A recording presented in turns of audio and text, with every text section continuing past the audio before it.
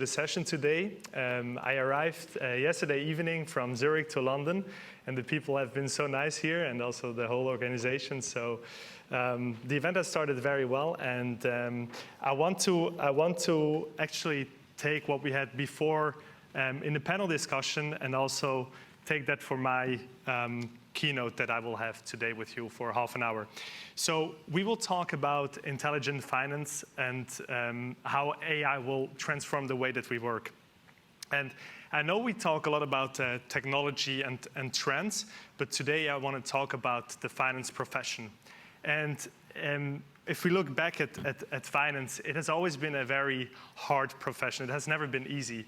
But I think the time we're in right now, it makes it harder than ever before. And that is what I want to focus in on this conversation. So why is finance such a hard profession today? We have a very tough macroeconomic climate. We heard about it before. Many things have changed rapidly. And we see a lot of pressure of budgets. We see slower consumer spend. Actually, I just read an article yesterday on my flight to London that actually Switzerland has a very hard time bringing their watches to the end consumers because people are not spending money anymore. We have high inflation, we have high costs on getting raw materials. So there's a tough climate out there. And also, there's more demand in finance than ever before. So what do I mean with that? As a finance professional, the expectation that people have is that you know everything around budgets, around forecasts. You need to make strategic decisions. So there is a lot of demand from different sides of the business. And more than that, and it's basically my favorite topic to talk about because I hear it all the time, there's more and more regulations coming, right? So there's a very complex regulatory and governance framework, and finance leaders today are expected to know everything about those regulations. And it's not just a one-time thing. It's something that constantly gets updated, and it gets more and more complex. And even we in Switzerland see a lot of new regulations coming. But that is not the biggest problem. The biggest challenge that we see in finance, and that's what I said at the beginning, I want to link this to the great panel that we just had, we have fewer people. And the profession is shrinking very fast. And I think this is the real challenge that we have in finance. So I prepared, with the help of my team, some very interesting facts and figures about that I want to dive in with you. So the graph that you see here is the number of newly graduates only in the UK that are entering the finance profession. And what we see here, and I think that is super interesting to see, is we actually have more people retiring and leaving the sector than we have new people joining the finance section. And I mean, we need new graduates. We need new people entering the section to cope with all of those challenges that I just mentioned before. They are not going to solve itself or be solved by technology. And I think what even makes this more difficult for us is this here. It's one of the articles that we found from Financial Times. It's a very recent one that says that 72% of the professionals within finance are actively looking for new challenges. So people are looking to leave the finance section. And I think, if we have this perfect storm of all these challenges that I just mentioned, we have people leaving the finance industry, plus we don't have newly graduates, we have a very big problem at a very bad timing. But fundamentally, it's not a people problem. Fundamentally, it's also a technology problem. And that's why I wanted to a deep dive today, because I really believe that we need to move further and we need to move fast. We need to move very, very fast in order to catch up. So let's look at this. It's not that I'm saying anything new here on stage today. I'm sure you've heard many people talk about the technology transformation that has been here since the past 40 years. First, it started with the manual accounting that was on paper, bringing that to Excel. And then later on, the need came for real-time reporting of data over all the entities of a business. So Power BI was released, and Power BI was a big milestone in our technology stack. And then later on, technologies came like OCR or RPA that made our lives, once again, easier. But even if we have these technologies in use, what we see is there's still a lot of manual work involved, no matter where you're standing here on this technology stack. So let's look again at the people in accounts payable. And you see, we did a lot of numbers crunching and getting a lot of numbers from sources. So the first one that I want to focus on is the 84%. So the majority of AP professionals spend most of their time on manual processes. That means, and I will elaborate that later, what it means also for your bottom line, but it means a lot of work that they do day in, day out of the 8, 9, 10 hours they spend is manual repetitive work. And 51% of all companies still rely on processing expenses manually. So I could draw a line here in the middle of the room, and you guys are doing expenses automated, and you guys are still doing it manually, right? So that's crazy. And the bad news for the finance team is that actually 76% of finance professionals are really frustrated by the amount of time they spend doing this repeatable work. And if I think back, when I started my career, I was all my life working in tech, but I also worked at the very beginning in a finance function. And I know how frustrating this was for me as a young person entering the finance profession, and I had to chase people. I had to chase people to hand in invoices, receipts, give me an approval, give me this, give me that. So it's really, really frustrating for finance. And not only that, and I announced this already, it's also bad for the bottom line. So let's look what this manual work means for your bottom line. So, I mean, it's not something new. We all know that manual processes are super, super slow. And we wanted to come up with some very interesting numbers for you, which sound crazy if you see them here. It takes 14.6 days, so 14 and a half days to process an invoice manually. And now you would think, okay, that is quite long to process an invoice manually. But if you think how many people in the organization touch this invoice, where an invoice can get blocked, right? I'm not sure if it's a cultural thing that we don't pay invoices on time. It's also an issue because processes are slow.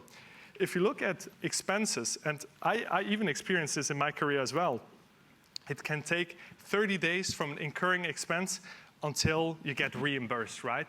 Which is not only slow, but it's also frustrating. People are traveling. You expect you get reimbursed very fast because you actually go up front with your own money, but it takes a lot of time to get reimbursed. And not only that, it's also expensive. So anything that takes time in a business context is also costing a lot of money. So Adobe says that the cost to process a single invoice manually is between $15 to $40. And we at Yokoy, we are sure it's near to the $40, not near to the $15. It depends a bit on how automated that process is. But because this invoice is going through so many hands, and it's not only being processed by the intern of the AP team, but it's also being approved by managers, it needs to be checked by finance controller, it can get super, super expensive. If you look at the expense claim again, the cost to process the expense claim for my hotel that I had yesterday in a traditional company would take $58 US just to process that one single stay that I had at the hotel. Because, and we all know that, usually we travel abroad. We don't travel within England. We go to Germany, we go to Switzerland, to France. There's different VAT rates. I'm sure you are aware that in most hotel invoices that you get, it's really hard to differentiate the stay you had and the breakfast. You have different tax codes, so it's super complex, and that is what leads to these high costs. And not only that, manual processes are always risky, right? Because we're still humans, right? We make mistakes. We're not perfect. And what we see is that almost 40% of all invoices contain errors. And it's also something that we track with our platform.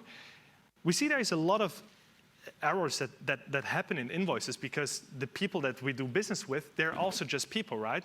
So an invoice can be fraudulent, but it can also just be a minor mistake, right? But more than a third of all invoices contain errors. And it's same for expense reports, right? 20% of all expense reports contain errors. And I'm sure I did many errors in my career as well when I handed in expenses, because if you travel to China and you get receipts in Chinese, you don't hand them in immediately, you have no idea what was on that receipt if you look at it a month later. I see people nodding their heads, so you're familiar with that problem. So manual processes are super risky, right? Because of these errors, and it can be very big risk that can even lead into fines. And we had companies talking to us because they had exactly these fines. They were in a risk of getting a fine. So if we put that all together and go again on a people view, we thought it would be super interesting for you to bring this chart. So what this chart is about is finance, IT, HR leaders were asked what their workforce would say, which tools are the most valuable for them, that have the biggest impact. They said first benefit tools, and I can absolutely understand that. If you're at a company, you always want to know like what are the benefits, where can I get my gym subscription, free lunch, whatever. But then on second place we had AP automation with 68%, and travel and expense management with 63%. So actually the workforce says that invoice automation, AP automation, and expense management is giving them a ton of benefit. And this shows us that it's not only bottom line and the financial impact, but there's also a huge emotional impact.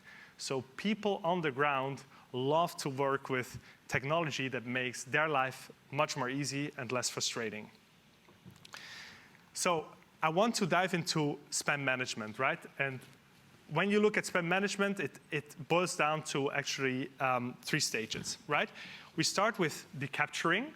So that is when you read out a document. It can be a receipt, it can be an invoice, it can be a credit card transaction, where you get all this data together, different data points. I will go into detail what it means with AI. You have the verification part, where what has been read out will be verified against company policies, against compliance. And then you have the authorizing stage, where the transaction, the receipt, or the invoice gets sent to the right approval workflow, where it will be approved from the right person before funds are committed, before we pay out, right? Before we go into detail what that means for each stage, I want to give you a quick refresher on artificial intelligence. And I'm sure over the past 12 to 18 months, you have heard so many people talk about AI, and usually they were talking about Gen AI, about ChatGPT, Gemini. I will talk about that too, but I really want to show you first what is the AI that is being used for spend management. And it basically comes down to predictive and prescriptive AI. So the predictive AI learns from data outcomes and from behaviors. And there's a great example on predictive AI, and I'm sure you all that are using social media or Amazon, you're aware of this predictive AI thing. Sometimes we're even surprised about it. I was talking to a friend. He's expecting a baby with his wife. And he told me that actually he has a feeling that Amazon knew before him that he's going to have a baby, because suddenly he had diapers in his feet, right? And then there's also prescriptive AI, right? So the prescriptive AI will recommend the next action based on what you did before to achieve an outcome. And it's already used in a lot of technologies.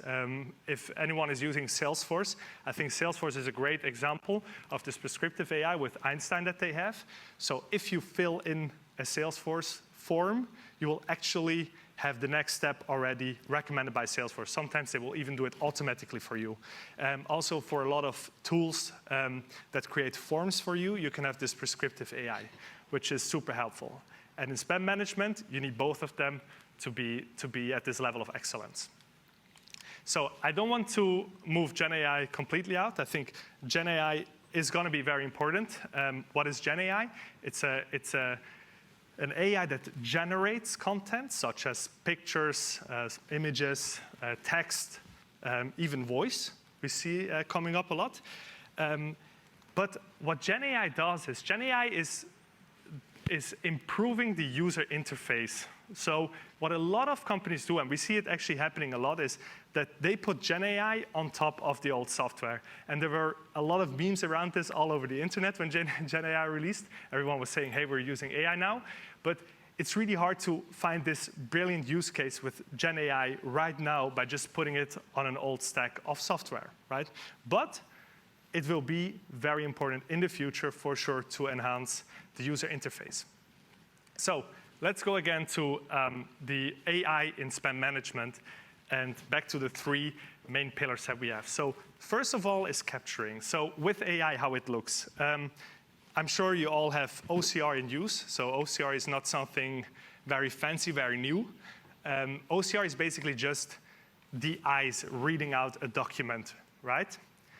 But an OCR is not adding a layer of intelligence. So if you combine the OCR read out with intelligence, what you will do is you will get information that can be put into context. So we understand by reading out an invoice, by reading out an expense, what those line items mean, what is the context of it, right? We know 11:36, we have a sandwich and we have a can of Coke on the receipt. We understand, okay, this is a lunch. So we learn from this data, right? And it's not only data that is new, it's also data that we have already in the ERP system. So if you look at the verification part, we check this data against company policies. So on a country level, and that is really important because we're not only talking about the country that we're in today in London, we're also talking about verification of foreign countries.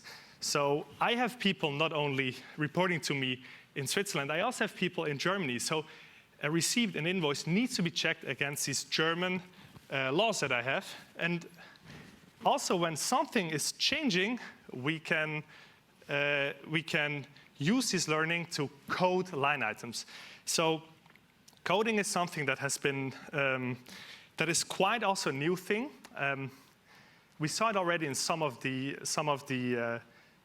tools, but what coding ultimately can do for you is coding will enhance the document in a way that I'm just losing, sorry. So what coding will do for you is actually, it will make your tool more intelligent based on what input you give to a document.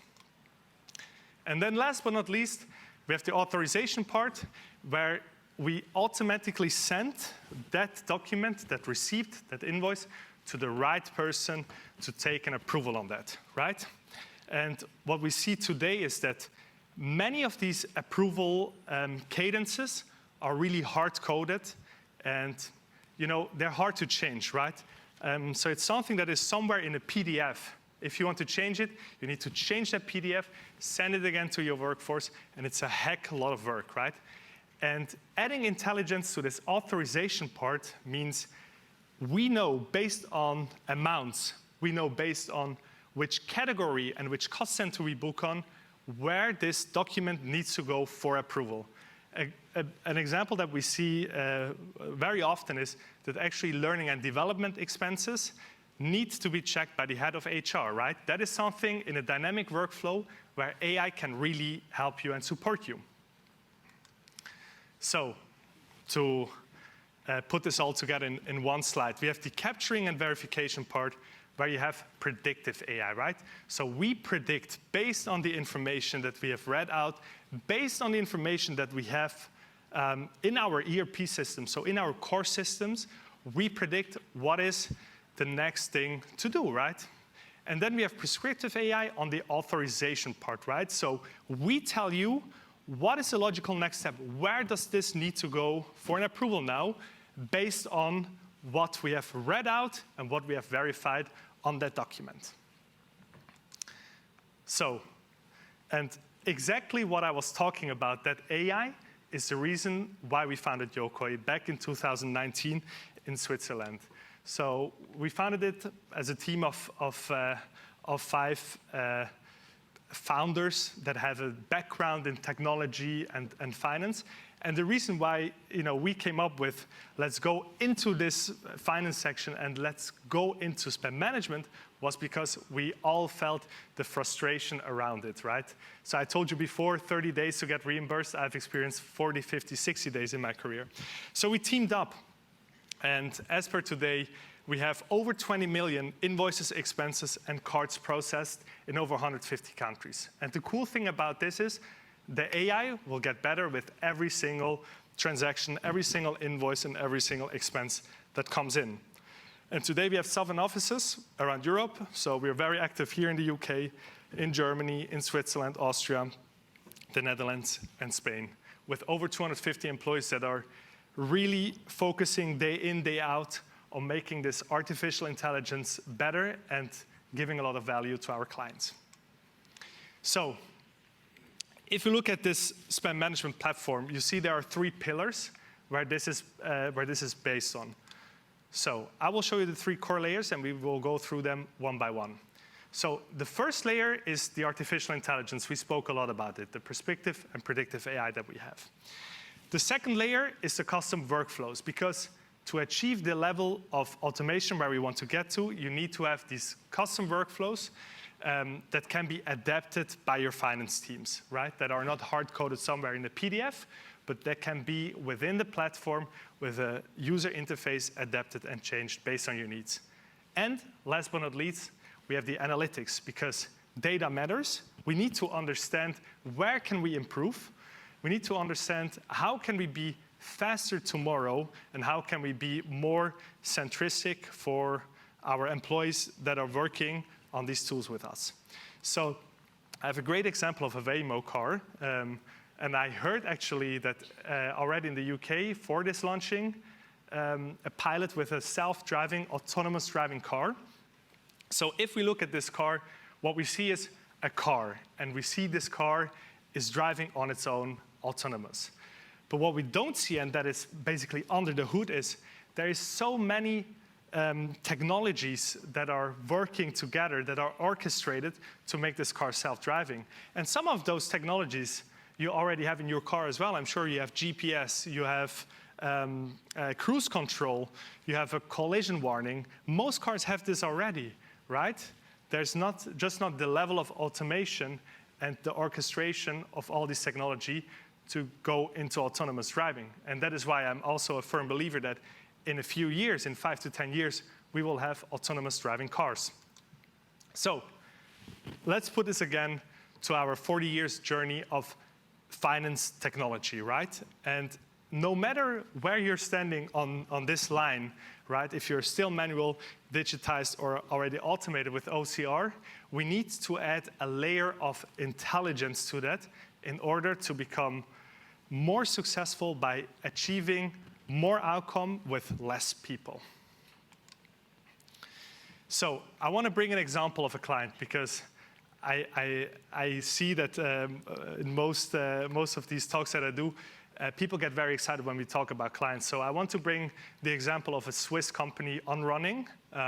They are very famous for their cushioned shoes, and I see them also in the UK.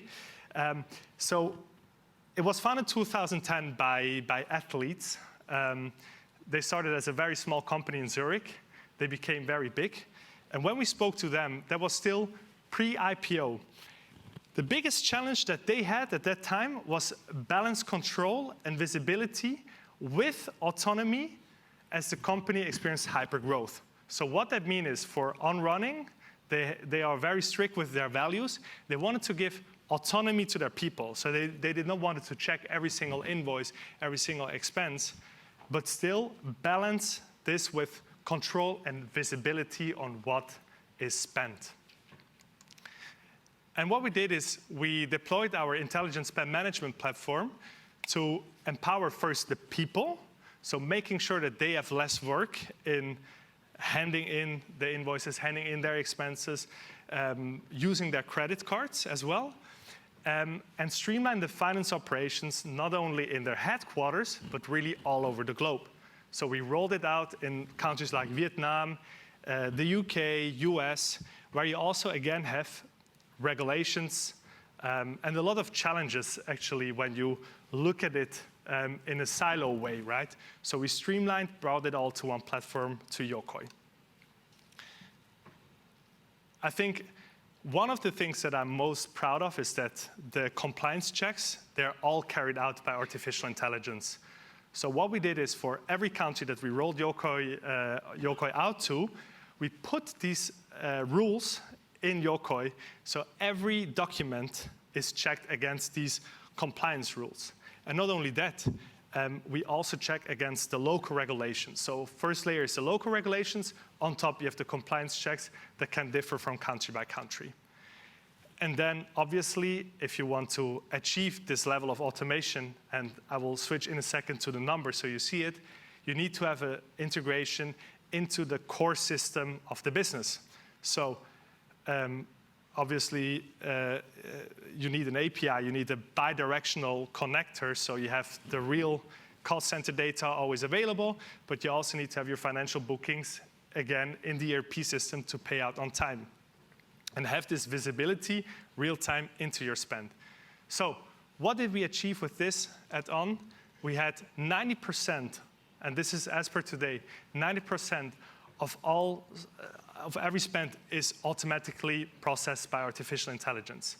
And you know, we're looking here at a top tier example, but we're not at 100%. And the reason why that is you will always have outliers. So no AI in the world can do 100% automation for you.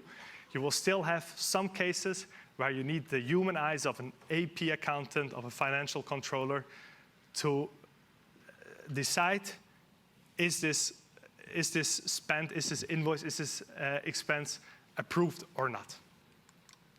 And if you look at the increase of efficiency, we're almost at 500%, so 472%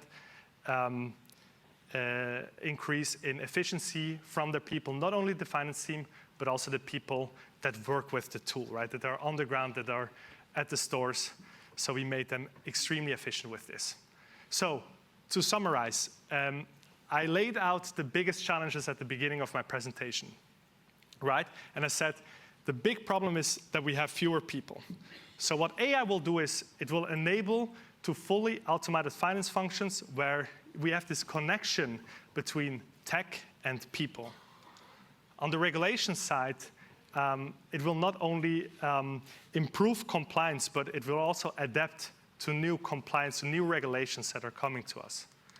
If you look at the demand, we will get real-time insights. So you as a finance professional, you can focus really on the strategic things, and you'll have real-time data on all the aspects of the business that will support you. And then if you go back to the tough climate that we're in, with AI, we will build a very agile finance function. So the teams and the people that we get in, they can focus on the things that really matter, and not if Lars spent £5 on a coffee this morning in London. So by that, this is my last slide with my final statement on how AI is going to improve. Please use the QR code to vote and put questions in. I think we still have time for some questions. And because after my session, there will be a break. We're right here. If you walk out on the left side, so next to the registration desk, you can see us there, and we can have a coffee together and talk about artificial intelligence. Do we have time for a couple of questions then, Ed? One? Anybody on the floor? It would be really nice to hear human voices from the floor instead of automated questions on the screen. Anybody got a question for Lars? Because I've got lots, but you don't want to hear any more from me. So come on, gesticulate wildly at me and I will hand you this microphone. There's got to be somebody. Come on, it can't be just me who's got lots of questions. No? All right, here we are. Introduce yourself, would you? Fabulous. I'm Tanya Bukalil, and I do CFO and board advisory within the industrial sector. So what I'm looking at here is you've gone through expense management, you've gone through invoice automation, etc. What next? Because this is sort of your core finance sort of processes, but what else can this do, and what are you proposing to take this forward and make it really give a massive oomph to the finance function in terms of that dimension of functional finance? Yeah, it's a great question, and usually when we have these speaking slots, we are asked like, what is on the roadmap, what is next, what is the next big thing, right? So we covered the most important parts of spend management with invoice management, expenses, and card transactions. I think the next step to elevate this is really one on the integration side, and what we see is actually the industry is moving rapidly to enable API connectors, not only to ERP systems, but also to travel, for example. VAT reclaim is a big topic. So what we want to do is to really build an ecosystem where we have connections to all these tools that you need in your day-to-day work to get A, real-time data, and B, make it even more efficient for everyone that is in that process, right? So I think that is where we're really focusing on, and also get the integration of all the compliance networks that we have all over the globe. Because that is one of the biggest challenges. It's really hard for us as finance professionals to always know when is something changes and will it affect me and how will it affect me, right? So we're working hard with our partners to build that ecosystem, to have this available in real time. I'm going to defy Ed. I want an answer to that first question there, Lars. The others, they can talk to you about on your stand, because I take it you're going to be here most of the day? Yes. Great. But current trading challenges are making companies look to find ways to reduce spend, impacting investment in systems improvements. So you see that question. Yes. Got a quick, easy answer to that? It's hard to give a quick, easy answer. So I think what is really important is we need to show that there is a sense of urgency on this, right? And that's why I started the presentation actually with these big topics. By the way, that I've spoken to over 1,000 CFOs in my career, and these always came up. And I think the one that you will also hear throughout the day all the time is fewer people, right? And I think that is the reason why we should act fast, because we have fewer people, and plus we need to achieve more with less people, right? So somehow technology needs to come as a top priority to solve that challenge. That is my short answer to it.